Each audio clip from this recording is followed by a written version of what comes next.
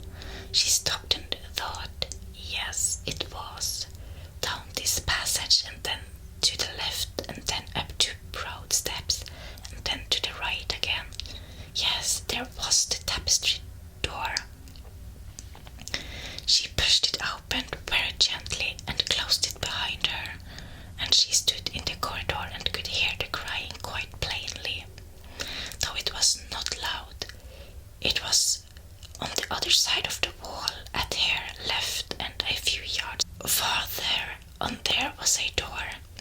She could see a glimmer of light coming from beneath it. Someone was crying in that room, and it was quite a young someone.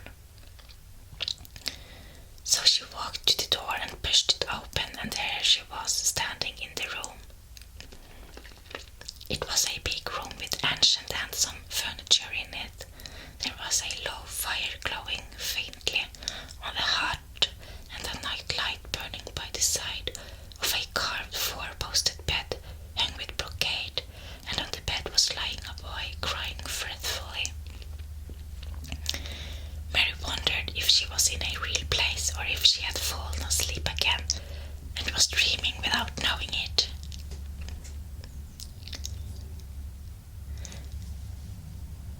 The boy had a sharp, delicate face, the color of ivory, and he seemed to have eyes too big for it. He had also a lot of hair which tumbled over his forehead in heavy locks and made his thin face seem smaller. He looked like a boy who had been ill, but he was crying more as if he were tired and cross than as if he were in pain. Mary stood near the door with her candle in her hand, holding her breath. Then she crept across the room, and as she drew nearer, the light attracted the boy's attention, and he turned his head on his pillow and stared at her, his grey eyes opening so wide that they seemed immense. "Who are you?" he said at last in a half-frightened whisper. "Are you a ghost?" "No, I am not," Mary answered, her own whisper sounding half-frightened. "Are you one?" He stared and stared and stared. Mary could not help noticing what strange eyes he had. They were a god grey, and they looked too big for his face because they had black lashes all round them. "No," he replied after waiting a moment or so. "I am Colin." "Who is Colin?" she faltered. "I am Colin Craven. Who are you?" "I am Mary Lennox. Mr. Craven is my uncle." "He is my father," said the boy. "Your father?" gasped Mary. "No one ever told me he had a boy. Why didn't they?"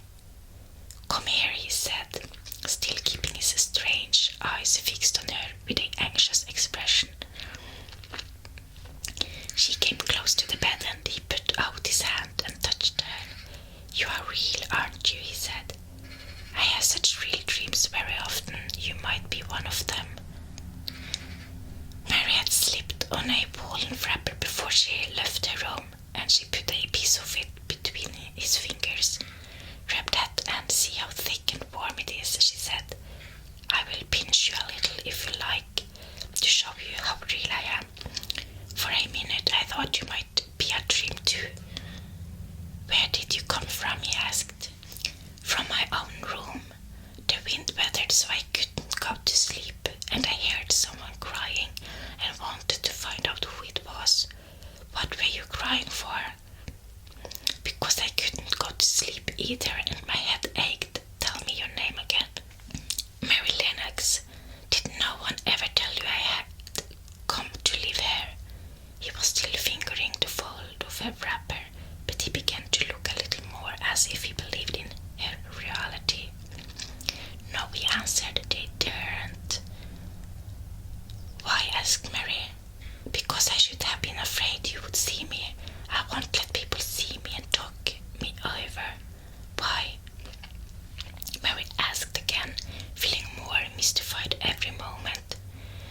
"Because I am like this always, ill and having to lie down. My father won't let people talk me over either. The servants are not allowed to speak about me.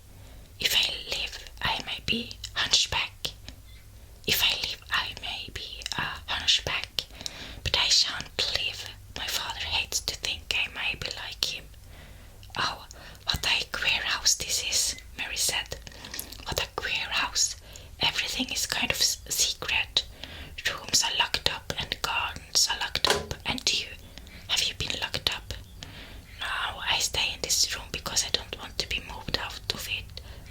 tires me too much.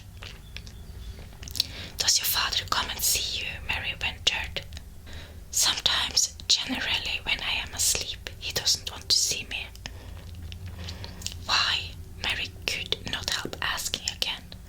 A sort of angry shadow passed over the boy's face. My mother died when I was born, and it makes him wretched to look at me. He thinks I don't know, but I've heard people talking. He almost hates me. He hates the garden because she died, said Mary, half speaking to herself. What garden? The boy asked. Oh, just a garden she used to like. Mary stammered. Have you been here always? Nearly always. Sometimes I have been taken to places at the seaside, but I won't stay because people stare at me.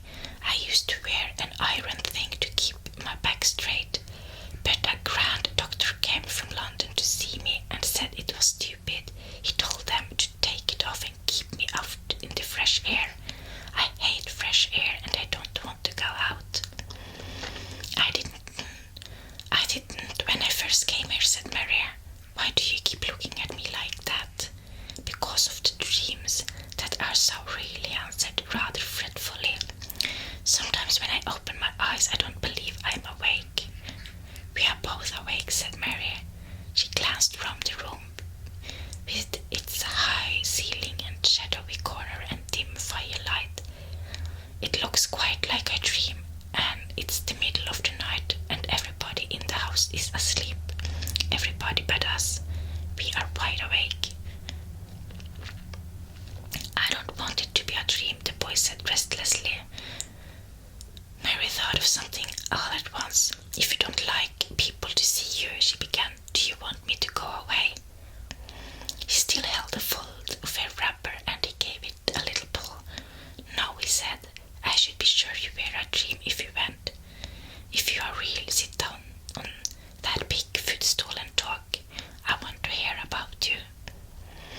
Mary put down her candle on the table near the bed and sat down on the cushioned stool.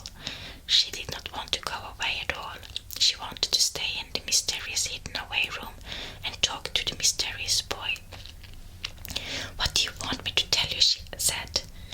He wanted to know how long she had been at Misselthwaite.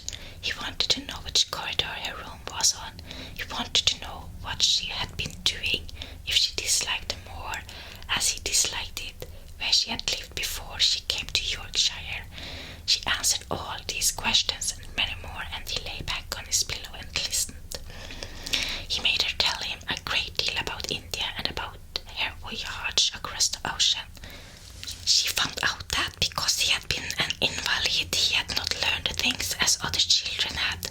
One of his nurses had taught him to read when he was quite little, and he was always reading and looking at pictures in splendid books. Though his father rarely saw him, when he was awake, he was given all sorts of wonderful things to amuse himself. He never seemed to have been amused, however. He could have anything he asked for and was never made to do anything he did not like to do. Everyone is obliged to do what pleases me, he said indifferently. It makes me ill to be angry. No one believes I shall live to grow up. He said it as if he was so accustomed to the idea that it had ceased to matter to him at all. He seemed to like the sound of Mary's voice. As she went on talking, he listened in a drowsy, interested way. Once or twice she wondered if he were not gradually falling into a doze, but at last he asked a question which opened up a new subject. How old are you? He asked. I am 10, answered Mary, forgetting herself for the moment. And so are you. How do you know that? He demanded in a surprised voice. Because when you were born, the garden door was locked and the key was buried, and it has been locked for 10 years. Colin half sat up, turning toward her, leaning on his elbows. What garden door was locked? Who did it? Where was the key buried? He exclaimed as if he were suddenly very much interested. It was the garden Mr. Craven hates said Mary nervously. He locked the door. No one knew where he buried the key. What sort of fake garden is it? Colin persisted eagerly. No one has been allowed to go into it for 10 years, was Mary's careful answer. But it was too late to be careful. He was too much like herself. He too had nothing to think about, and the idea of a hidden garden attracted him as it had attracted her. He asked question after question. Where was it? Had she never looked for the door? Had she never asked the gardeners? They won't talk about it, said Mary. I think they have been told not to answer questions. I would make them, said Colin. Could you? Mary faltered, beginning to feel frightened. If he could make people answer questions, who knew what might happen? Everyone is obliged to please me. I told you that, he said. If I were to live, this place would sometime belong to me. They all know that. I would make them tell me. Mary had not known that she herself had been spoiled, but she could see quite plainly that this mysterious boy had been. He thought that the whole world belonged to him. How peculiar he was, and how coolly he spoke of not living. Do you think you won't live? She asked, partly because she was curious and partly in hope of making him forget the garden. I don't suppose I shall, he answered as indifferently as he had spoken before. Ever since I remember anything, I have heard people say, I shan't. At first they thought I was too little to understand, and now they think I don't hear. But I do. My doctor is my father's cousin. He is quite poor, and if I die, he will have all Misselthwaite when my father is dead. I should think he wouldn't want me to live.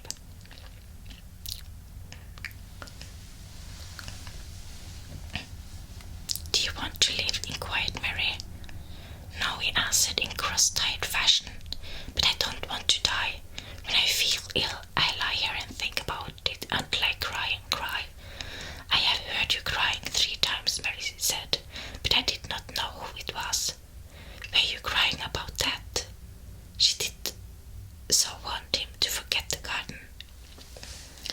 I dare, he answered. Let us talk about something else. Talk about that garden. Don't you want to see it? Yes, answered Mary in quite a low voice. I do, he went on persistently.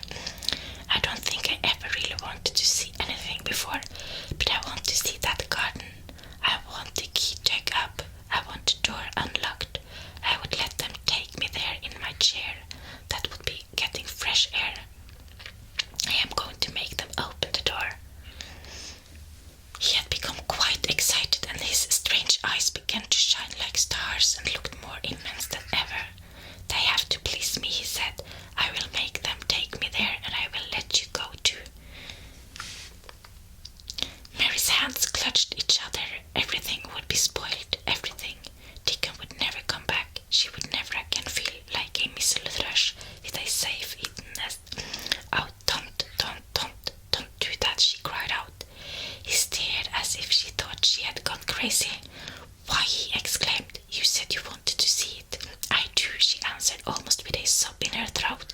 But if you make them open the door and take you in, like that, it will never be a secret again. He leaned still farther forward. A secret, he said. What do you mean? Tell me. Mary's words almost tumbled over one another. You see. She panted. If no one knew but ourselves, if there was a door hidden somewhere under the ivy, if there was, and we could find it, and if we could slip through it together and shut it behind us, and no one knew anyone was inside, and we called it our garden and pretended that we were missile thrushes, and it was our nest, and if we played there almost every day and dug and planted seeds and made it all come alive. Is it dead? He interrupted her. It soon will be if no one cares for it, she went on. The bulbs will live, but the roses. He stopped her again, as excited as she was herself. What are bulbs? He put in quickly. They are daffodils and lilies and snowdrops. They are working in the earth now, pushing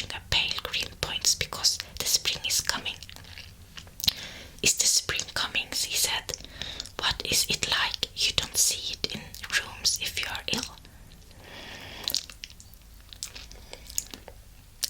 It is the sun shining on the rain and the rain falling on the sunshine and things pushing up and working under the earth, said Mary.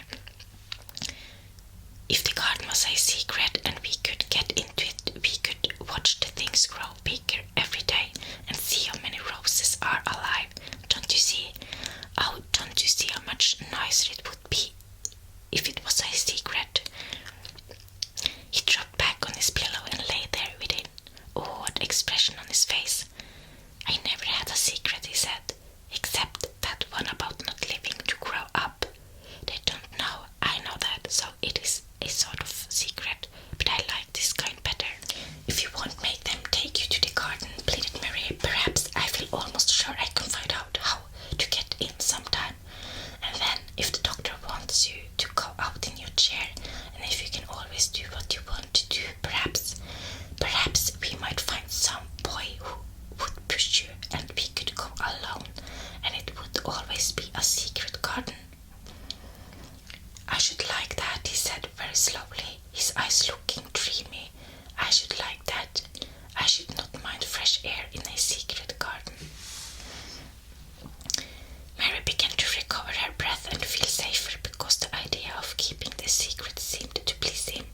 She felt almost sure that if she kept on talking and could make him see the garden in his mind as she had seen it, he would like it so much that he could not bear to think that everybody might tramp into it when they chose. I'll tell you what I think it would be like if we could go into it, she said. It has been shut up so long. Things have grown into a tangle, perhaps. He lay quite still and listened while she went on talking about the roses, which might have clambered from tree to tree and hung down about the many birds which might have built their nest there because it was so safe. And then she told him about the robin and Ben Weatherstaff, and there was so much to tell about the robin, and it was so easy and safe to talk about it that she ceased to be afraid. The robin pleased him so much that he smiled until he looked almost beautiful, and at first Mary had thought that he was even plainer than herself, with his big eyes and heavy locks of hair. I did not know birds could be like that, he said, but if you stay in a room you never see things, but a lot of things you know. I feel as if you had been inside that garden. She did not know what to say, so she did not say anything. He evidently did not expect an answer, and the next moment he gave her a surprise. I am going to let you look at something, he said. Do you see that rose-colored silk curtain hanging on the wall over the mantelpiece? Mary had not noticed it before, but she looked up and saw it. It was a curtain of soft silk hanging over what seemed to be some picture. Yes, she answered. There is a cord hanging from it, said Colin. Go and pull it. Mary got up, much mystified, and found the cord. When she pulled it, the silk curtain ran back on rings, and when it ran back, it uncovered a picture. It was the picture of a girl with a laughing face. She had bright hair tied up with a blue ribbon, and her gay, lovely eyes were exactly like Colin's unhappy ones. A gaudy grey and looking twice as big as they really were because of the black lashes all around them. She's my mother, said Colin complainingly. I don't see why she died. Sometimes I hate her for doing it. How queer, said Mary. If she had lived, I believe I should not have been ill always. He grumbled. I dare say I should have lived too, and my father would not have hated to look at me. I dare say I should have had a strong back. Draw the curtain again. Mary did as she was told and returned to her footstool. She's much prettier than you, she said, but her eyes are just like yours. At least they are the same shape and color. Why is the curtain drawn over here? He moved uncomfortably. I made them do it, he said. Sometimes I don't like to see her looking at me. She smiles too much when I am ill and miserable. Besides, she's mine and I don't want everyone to see her. There were a few moments of silence and then Mary spoke. What would Mrs. Medlock do if she found out that I had been here? She inquired. She would do as I told her to do, he answered, and I should tell her that I wanted you to come here and talk to me every day. I am glad you came. So am I, said Mary. I will come as often as I can, but she hesitated. I shall have to look every day for the garden door. Yes, you must, said Colin, and you can tell me about it afterward. He lay thinking a few minutes, as he had done before, and then he spoke again. I think you shall be a secret too, he said. I will not tell them until I find out. I can always send the nurse out of the room and say that I want to be by myself. Do you know Martha? Yes, I know her very well, said Mary. She waits on me. He nodded his head toward the outer corridor.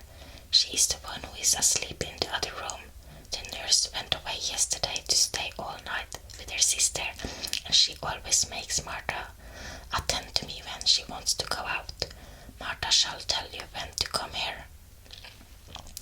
Then Mary understood Martha's trouble to look when she had asked questions about the cry. Martha knew about you all the time, she said. Yes, she often attends to me. The nurse likes to get away from me, and then Martha comes. I have been here a long time, said Mary. Shall I go away now? Your eyes look sleepy. I wish I could go to sleep before you leave me, he said rather shyly. Shut your eyes, said Mary, drawing her footstool closer, and I will do what my ayah used to do in India. I will pat your hand and stroke it and sing something quite low. I should like that, perhaps, he said drowsily.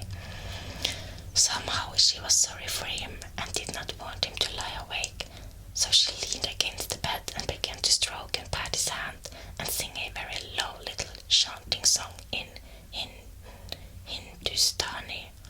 That is nice, he said more drowsily still, and she went on chanting and stroking. But when she looked at him again, his black lashes were lying close against his cheeks, for his eyes were shut, and he was fast asleep. So she got up softly, took her candle, and crept away without making a sound.